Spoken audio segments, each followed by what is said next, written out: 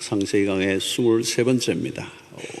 5장으로 넘어가는데 5장은 지난 주간에 전에 한번 살펴봤고요. 이제 이어서 보는데 이 5장은 아담의 계보다. 성경의 계보가 몇 번 나옵니다. 바로 앞도 사실은 계보예요. 창세기 4장도 가인의 계보가 나옵니다. 그리고 5장에 아담의 계보라. 그래서 아담으로부터 노아에 이르기까지 계보를 설명하고 있습니다. 이 아담의 계보의 특징이 뭐냐면 낳고 죽고예요. 낳았지만 결국은 죽는다는 겁니다. 그 죽음의 역사가 시작이 된 거예요. 죽음의 행렬이 길게 이어집니다. 그래서 사실 이 본문을 보면 별로 흥미롭지 않고요. 그냥 읽다 보면 쑥 지나가 버립니다. 이 재미없다. 누구 몇 살에 태어나고 몇 살에 누구 낳고 낳고 죽고 이제 죽는 얘기가 나옵니다.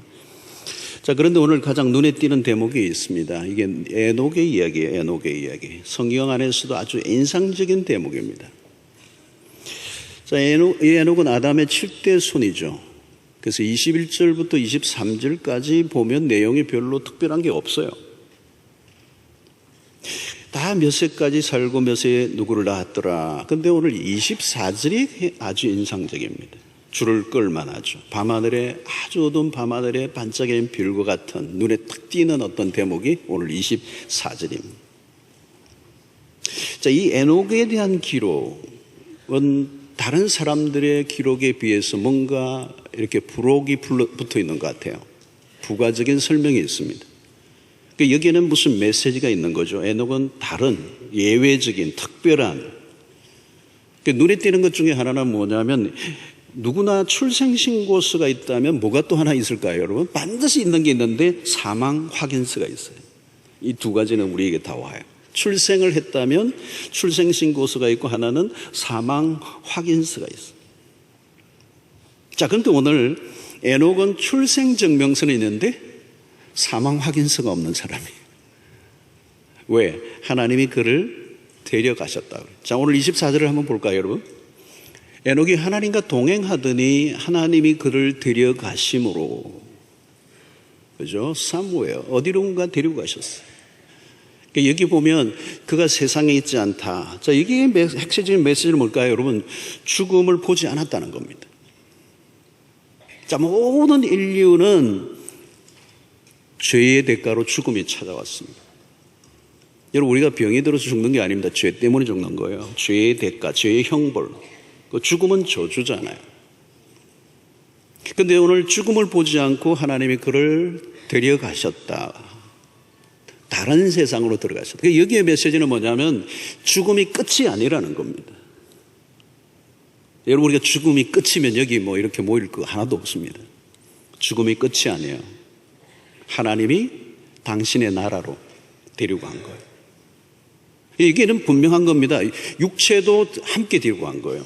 에녹은 육체와 영이 같이 하나님이 어디론가 데리고 가셨어요. 하나님의 나라로 데리고 간 거예요. 어떻게 그가 죽음을 맛보지 않고 죽음의 저주를 경험하지 않고 하나님이 그를 데리고 가셨을까?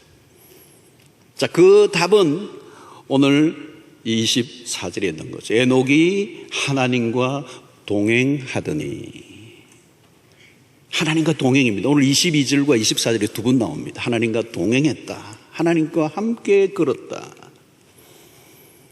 여러분, 인생에 찾아온 비극은 무엇입니까? 하나님과의 동행을 거부한 겁니다. 에덴 동산에서 아담의 범죄는 뭘까요? 하나님과의 결별을 선언한 겁니다. 그를 죄를 짓고 그는 여호와의 낯을 피하고 도망을 간 거죠. 하나님과의 동행을 거부한 거죠. 여러분, 누가복음 15장의 탕자의 비유가 아주 정확하게 우리 인간의 모습을 보여줍니다. 하나님과의 동행을 원치 않는 것.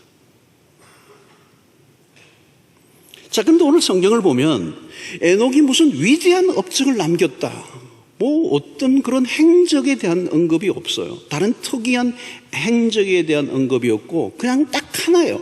하나님과 동행했다는 것.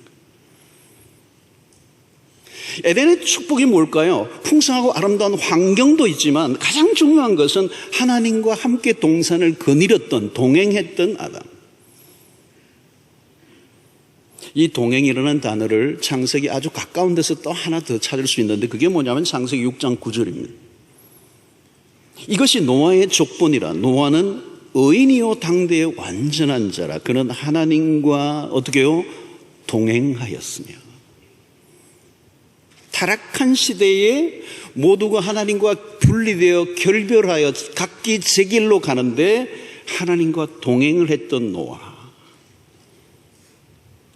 자, 이 동행이라는 말, 오늘 우리가 기억해야 될 단어. 믿음의 길을 걸어가는 그 믿음의 길을 걸어가는 것을 오늘 여기서는 동행이라는 표현을 쓰고 있는 것입니다. 죄악이 가득한 세상 가운데서 전혀 다른 길을 걸어간 것이죠. 자, 오늘 이 동행은 그러면 어떻게 가능한 것인가? 어떤 것이 동행인가? 자, 이 동행을 우리가 좀 생각해 보면 이 동행은 순종을 의미하는 것입니다.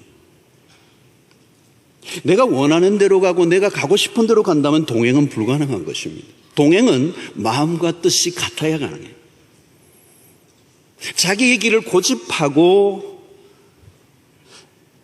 자기의 원하는 대로 가는 것이 아니라 하나님의 뜻을 따를 때, 여러분, 공간적으로 함께 있다고 동행은 아닙니다. 부부가 한 집에서 함께 살아도 정신적 이혼을 한 가정들이 많습니다. 대화는 거의 없고 뭐 하는 일마다 티격태격하고 생각이 다르고 바라보는 게 다르고 그 동행을 할 수 없는 거죠. 같은 집안에 있지만 동행이라고 말하기는 어려워요. 우리는 동행하면 예수님을 생각을 할 수 있습니다. 예수님의 공생애 동안에 아버지의 동행을 사셨습니다. 그러면 예수 그리스도의 동행은 뭘 의미할까요? 아버지의 뜻에 온전히 순종하는 삶.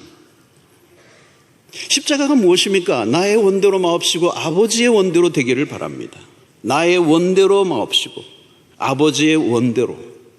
그래서 예수 그리스도는 억울한 동행이 아니라 즐거운 동행을 하셨습니다. 자, 그러므로 이 동행을 히브리서 11장은 믿음이라는 표현을 쓰는 겁니다. 고린도서 5장 7절을 보십시오. 믿음이란 어떤 것입니까? 이는 우리가 믿음으로 행하고 보는 것으로 행하지 아니함이로다. 무슨 말씀입니까? 여러분, 믿음으로 살려고 하면 세상의 방식을 거부해야 한다는 것입니다. 세상의 사람들의 삶의 방식의 특징이 뭡니까? 눈으로 보는 것을 쫓는 것이죠. 그러나 믿음의 사람들은 눈으로 보는 것을 쫓는 게 아니라 눈에 보이지 않는 것을 쫓는 사람입니다.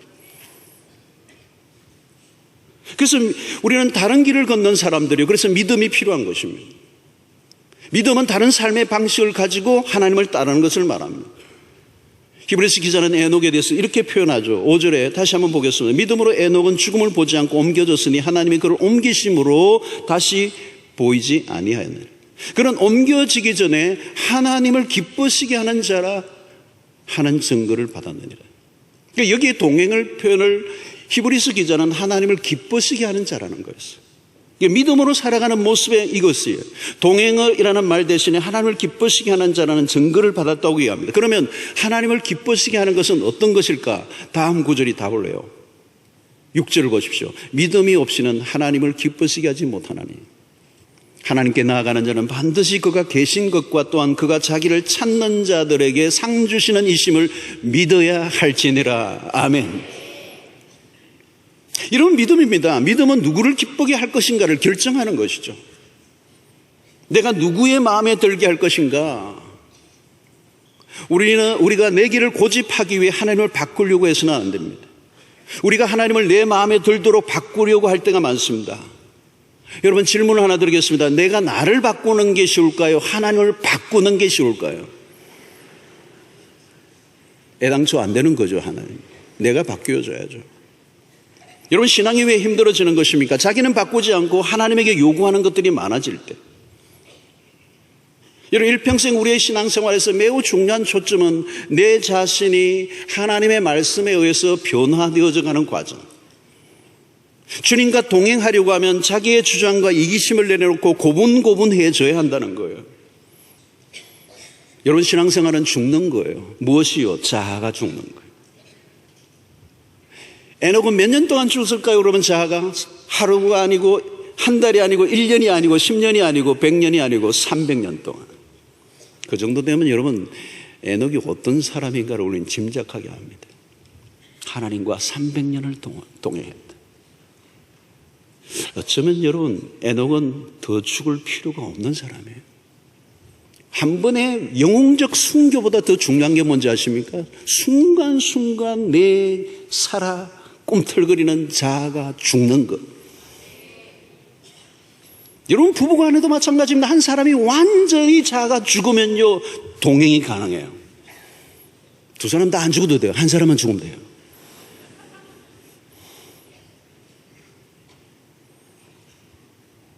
사랑하는 성도 여러분, 매 순간 나의 자아, 그 죄의 지배를 받는 자기 중심적으로 살아가려고 하는 이 자아가 매 순간 죽음으로 우리 주님과 동행하는 은혜가 있게 되기를 축원합니다. 동행을 할 수 있는 길은 자아의 죽음이에요. 자기의 고집이 죽어야 돼요. 자기의 주장이 죽어야 돼요. 그리스도 십자가가 우리에게 보여주는 원리는 바로 그것입니다. 죽음이에요. 그래서 아버지께 온전히 순종하셨던 것처럼 오늘 우리의 삶이 비밀이 거기에 있는 것입니다. 또 동행이란 무엇일까요? 동행이라는 것은 함께 걷는다는 말은 단순히 같이 걸어간다는 것을 의미하지 않아요. 여기서 동행은 친밀함을 의미하는 것입니다. 여러분, 에녹은 하나님과 동행했다는 말은 그냥 공간적인 어떤 행위를 말하는 게 아니에요. 친밀했다는 거예요. 친밀해야 동행이 가능하고 동행이 길어질수록 친밀함은 강화되는 것입니다. 그러므로 신앙의 핵심이 뭘까요? 하나님과의 친밀함. 하나님과의 친밀함이 신앙의 척도예요. 형식적이고 의무적인 관계로는 친밀함이 생길 수가 없습니다. 일로 만나는 관계는 세월이 흘러도 관계가 깊어지지 않아요. 일로 만났던 관계는 일이 끝나면 그 관계도 끝이 나요. 자, 여러분, 에녹은 300년 동안 하나님과 동행했다. 이것은 그냥 기독교에 적을 두었다는 얘기와 다른 거죠. 조금씩 더 알아가는, 하나님을 알아가는 기쁨을 누리고 하나님의 말씀을 따라 살아가려고, 하나님을 기쁘시게 하려고 애를 쓰고, 그 하나님의 임재를 느끼고 하나님의 말씀을 사모하고 그리스도를 닮아가고자 하는 그 여정. 그래서 아버지와 아들이 같이 여행을 하고 운동을 하고 밥을 먹는 행위를 통해서 많은 대화가 오가면서 수없는 것을 느끼고 배우며 어느 날 그 아들이 아빠를 점점 닮아가는,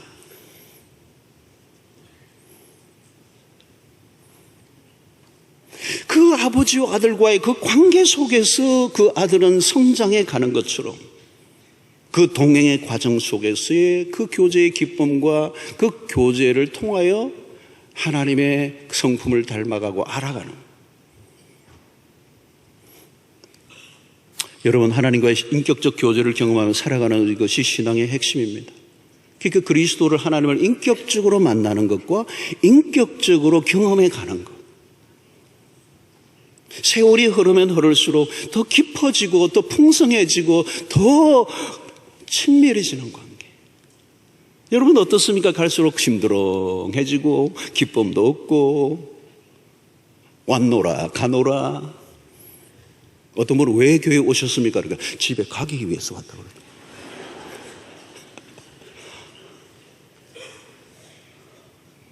예배 중에서 가장 좋은 순간이 어디였습니까? 축도할 때.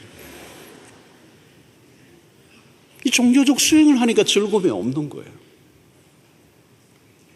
안 나올 수도 없고 나올 수도 없고. 날씨 너무 좋은 날 교회 온 날은 기분이 나빠. 오늘 거기 갔어야 되는데.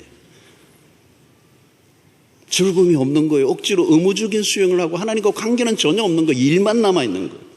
그래서 여러분 교회에서 열심히 봉사하는 분들, 그 봉사만 하는 분은 나중에 열받게 돼 있어요.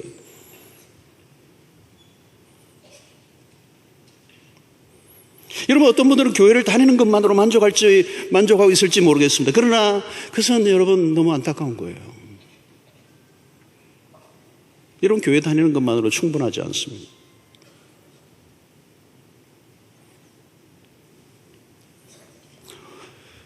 자, 오늘 여러분 이 300년간의 동행이라는 표현은 참 우리가 이해하기 어려운 부분이에요. 하나님과 에녹의 관계는 어떤 관계인가 도대체? 여러분 요한복음 15장 14절에 참 놀라운 말씀이 있어요. 저는 이 대목이 참 엄청나게 와닿는 메시지. 너희는 내가 행하는 대로, 내가 말하는 대로 명하는 대로 행하면 곧 나의 친구라.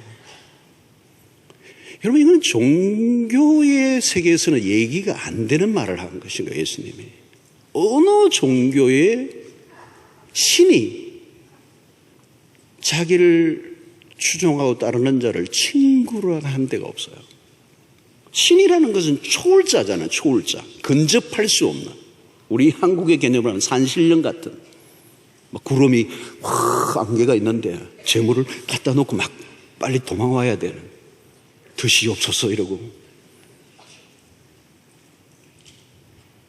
나의 친구라는 거예요. 친구. 여러분, 아브라함을 향하여 하나님이 나의 벗이라고 그랬어요. 이건 우리의 모든 종교심을 다 깨뜨리는 거예요. 너 나하고 교제하자는 거예요. 난 내하고 매일 만나자는 거예요. 주일날 한번 와가지고 재물 올려놓고 가는 그런 신이 아니라는 거예요. 매일 만나서 교제하고 떡을 떼고 밥을 먹고 삶을 나누고 대화하고 느끼고 경험하고 애환을 나누는, 한번 내가 필요하면 나에게 찾아와서 부르짖고 나에게 뭔가 응답받고 끝나버리는 거래가 아니라 every time, everywhere. 친밀함과 함께 동행하는 관계. 여러분, 에녹을 통하여 우리에게 주시는 메시지는 뭐냐면, 성경은 우리가 얼마나 위대한 일을 했는가에 주목하지 않아요. 딱 하나요. 하나님과 동행하였더니. 그가 죽음의 저주를 맛보지 않고 하늘로 데려감을 받는 이 어마어마한 축복의 한 요인은 딱 하나예요. 하나님과 동행의 삶을 살았다. 여러분, 오늘 우리가 얼마나 오래 살았는가도 주장 안 해요. 여러분, 오늘 오래 산 것으로 얘기하면요, 그의 아들 머두셀라가 가장 오래 살았어요. 969살. 성경 퀴즈 대회 할 때마다 가장 나오는, 누가 가장 오래 살았는가? 머두셀라 969살. 여러분, 오래 사는 것만이 축복이라고 성경은 다 말하지 않아요. 오래 사는 게 축복일 수도 있지만 아닐 수도 있어요. 여러분, 오늘 이 지금 5장에 보면 다 900대예요. 900대 이상 다 살아요. 근데 에녹은 369살. 요즘으로 치면 요절이에요. 한 30살이 죽은 거예요. 여러분, 인생은 길이가 아닙니다. 양이 아닙니다. 내용이 아닙니다. 오래 살았다고 보기 아니에요. 삶의 질이 중요하다는 거예요. 어떤 사람은 한평생 살았는데 난 지옥처럼 살았다는 사람이 있어요. 결혼 생활도 마찬가지. 30년, 40년, 50년, 60년 살았다는 게 중요한 게 아니라 내 삶의 질이, 퀄리티, 퀀티티가 아니라 퀄리티.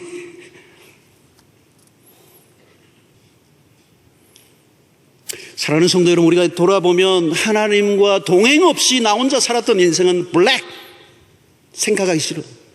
저도 그래요. 우리 집안도 마찬가지.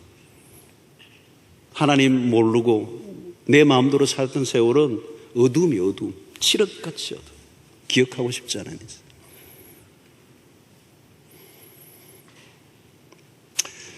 그러나 여러분, 하나님과 동행한 시간은 내 인생에 어떤 일이 있었든지 상관없고 가장 복된 시간입니다. 여러분, 하나님 앞에 우리가 나오면 우리의 모든 삶의 스토리는 새롭게 재편되죠. 재해석이 되는 거예요. 시편 23편에 아름다운 구절들이 많지만 가장 기가 막힌 구절은 5절이 있어요. 한번 띄워주실까요? 안 띄워도 돼요. 상관없어요.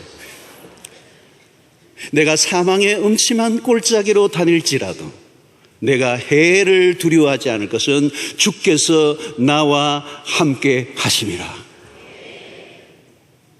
어쩌면 인생의 가장 어려운 순간에 하겠습니까? 사망의 음침한 골짜기로 다니지만 내가 두려워하지 않는 이유는 그 해를 두려워하지 않는 이유는 주님이 나와 함께하고 있기 때문에, 내가 주님과 함께 그 길을 걸어가고 있기 때문에 그 고난은 나에게 더 이상 두려움의 대상이 아니라는 거예요.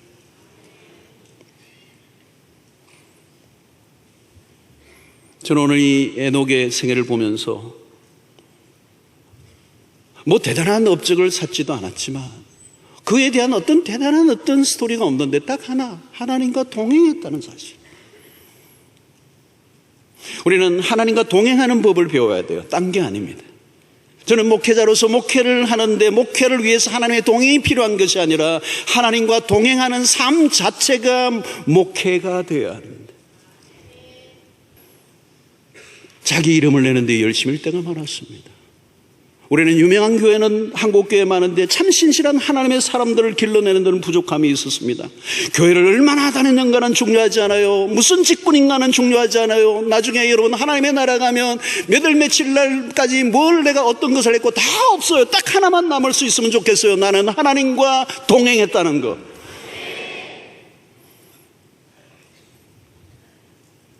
지금 교회를 몇 년 다니셨습니까를 묻고 싶지 않아요. 하나님이 묻고 싶은 질문 딱 하나요. 너는 나와 동행했느냐? Walk with God.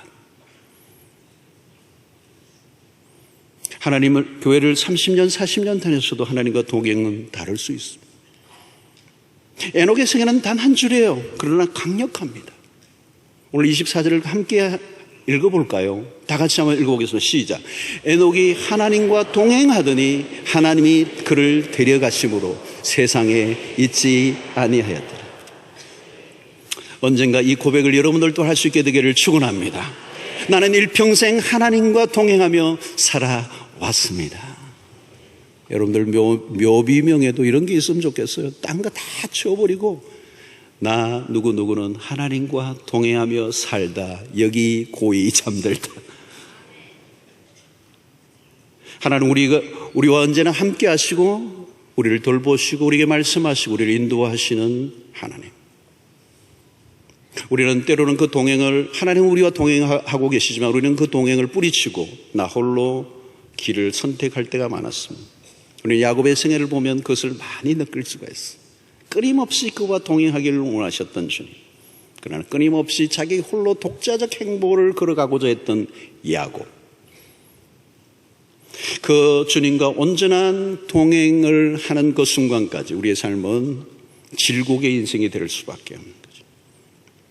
사랑하는 성도 여러분, 우리 인생의 최고의 복은 누구와 함께 하느냐예요. 좋은 믿음의 친구가 있다는 건 너무 큰 축복이에요. 좋은 믿음의 동반자인 배우자와 함께 인생의 길을 걸어가는 것 엄청난 축복이죠. 그건 큰 힘이요, 큰 위로예요. 그렇다면 하나님과 함께 걷는 인생이 누리는 축복이 얼마나 클까요? 그분은 전능자세요. 그는 창조주세요. 그는 우리의 인생의 생사화복을 주관하시는 분이세요. 그분이 우리와 함께 동행하기를 원하십니다. 나의 길을 나 홀로 열심히 내 팔을 흔들며 내가 하나님인 것처럼 착각하며 내 길을 걸어왔다면 이제 그 하나님과 함께 동행이를 선택하고 내 자아를 날마다 죽이고 하나님의 뜻을 알아가고 그분의 뜻에 일치하며 살아가기로 몸부림을 치며 그 주님 안에 거하기를 힘쓰고 주님과 함께 걸어가며 그 주님이 어떠하신 분인가를 점점 알아가 그분과 친밀함이 깊어져 갈 때 그 안에서 나오는 에너지, 그 안에서 나오는 그 만족과 기쁨이 우리의 삶을 다시 살아내게 하는 힘을 주실 줄로 믿습니다. 우리 주님과 함께 걷는 매일 매 순간 주와 함께 걸어가는 이 동행의 기쁨과 즐거움을 누리는 은혜가 여러분들 모두에 있게 되기를 주의 이름으로 간절히 축원합니다.